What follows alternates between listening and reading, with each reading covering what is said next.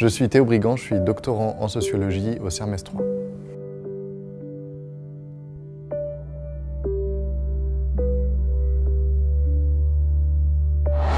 Ma thèse, elle étudie comment les traitements CAR-T, ces thérapies cellulaires contre le cancer, vont transformer le système de santé français, comment ce système de santé va s'adapter pour faire en sorte de les déployer et de les rendre disponibles pour les personnes malades.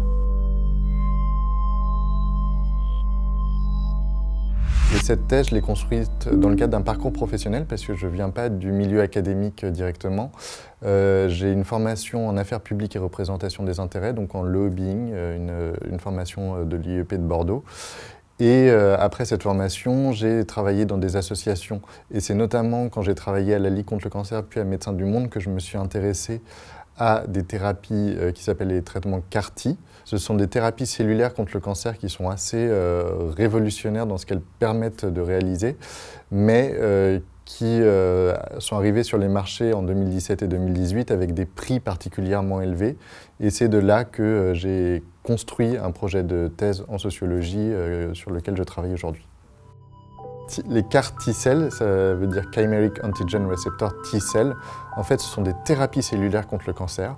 On prend les lymphocytes T du système immunitaire de la personne malade et on va les modifier génétiquement pour faire en sorte que ces lymphocytes s'attaquent directement à un marqueur spécifiquement identifié et exprimé par les cellules cancéreuses.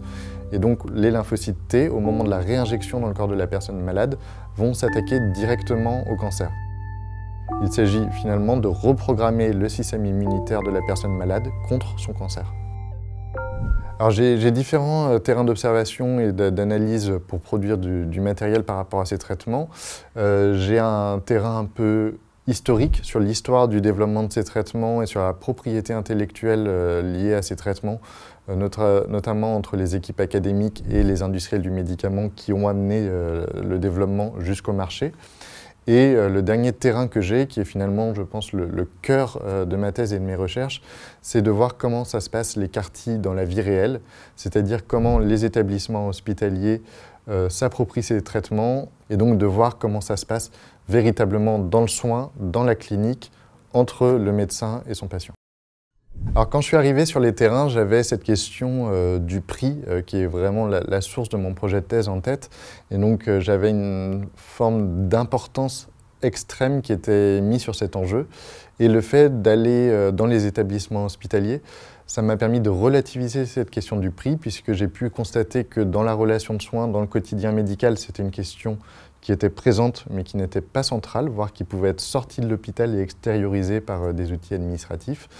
Par contre, ce que j'ai pu voir, c'est qu'il y avait beaucoup d'autres enjeux qui étaient présents dans l'hôpital par rapport à ces traitements. D'abord sur l'organisation des soins, mais aussi sur l'impact et les incertitudes par rapport à ces traitements, puisque c'est des traitements nouveaux qui arrivent sur les marchés avec des données qui sont disponibles, qui sont relativement précoces. Et donc, il y avait beaucoup d'incertitudes sur ce que ça permettait réellement pour les personnes malades. Et donc, ça a été un vrai déplacement par rapport à mes présupposés et ce que j'avais en tête quand j'ai commencé ce projet.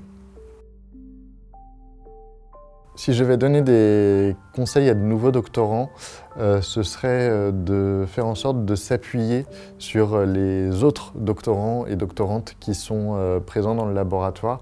La thèse, c'est souvent vécu comme un exercice un peu solitaire où le jeune chercheur est face à son sujet.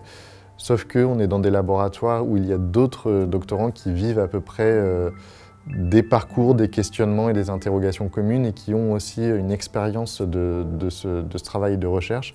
Et donc on peut s'appuyer autant qu'appuyer les autres dans cette démarche et dans cette recherche, dans cette gestion du temps, de manière à avancer dans de bonnes conditions sur la thèse.